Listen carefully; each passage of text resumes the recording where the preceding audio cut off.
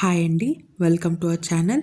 ఈరోజు తోటకూర టొమాటో వేసి ఇగురు ఎలా తయారు చేయాలో చూద్దాం. ఈ రెసిపీకి కావాల్సిన పదార్థాలు ఏంటో, తయారు చేసే విధానం ఏంటో చూసేద్దాం. కావాల్సిన పదార్థాలు: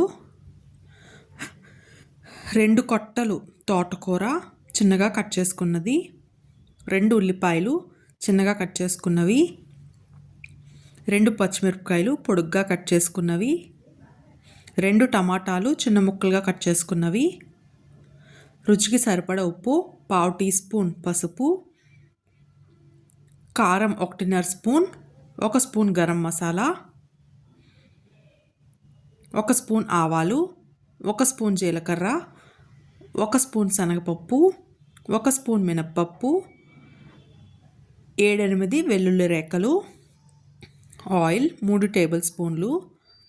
ముందుగా స్టవ్ ఆన్ చేసి ప్యాన్ పెట్టుకోండి. ప్యాన్ హీట్ అయిన తర్వాత ఆయిల్ వేసుకోండి. ఆయిల్ బాగా హీట్ అయిన తర్వాత పోపు దినుసులను వేసుకోండి. పోపు దినుసులు బాగా ఫ్రై అయిన తర్వాత అందులోనే పచ్చిమిర్చిని కూడా వేసుకోండి.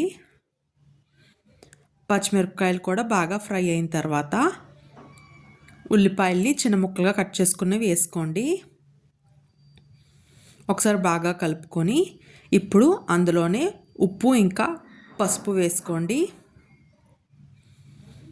ఇప్పుడు ఉల్లిపాయలు మంచి కలర్ వచ్చేంత వరకు కలుపుతూ ఫ్రై చేసుకోవాలండి.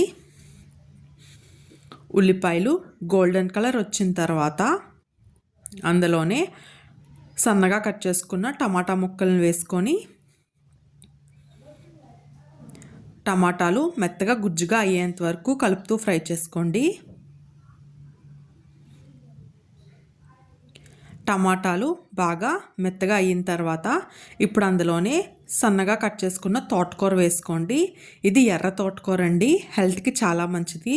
తోటకూర తినడం వల్ల మన కళ్ళకి చాలా మంచిది, అలాగే ఐరన్ కూడా బాగా పెరుగుతుందండి. ఇప్పుడు ఒకసారి బాగా కలుపుకొని తోటకూర దగ్గరికి అయ్యేంత వరకు ఫ్రై చేసుకోండి. అలా మధ్యలో కలుపుతూ ఉంటే ఒక 10 మినిట్స్లోనే తోటకూర అంతా దగ్గరికి ఫ్రై అయిపోతుందండి. ఇప్పుడు అందులోనే కారం ఇంకా గరం మసాలా వేసుకొని పచ్చివాసన పోయేంత వరకు ఫ్రై చేసుకోండి.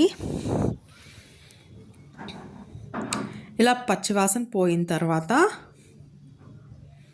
అందులో కొద్దిగా వాటర్ని కూడా వేసుకోండి.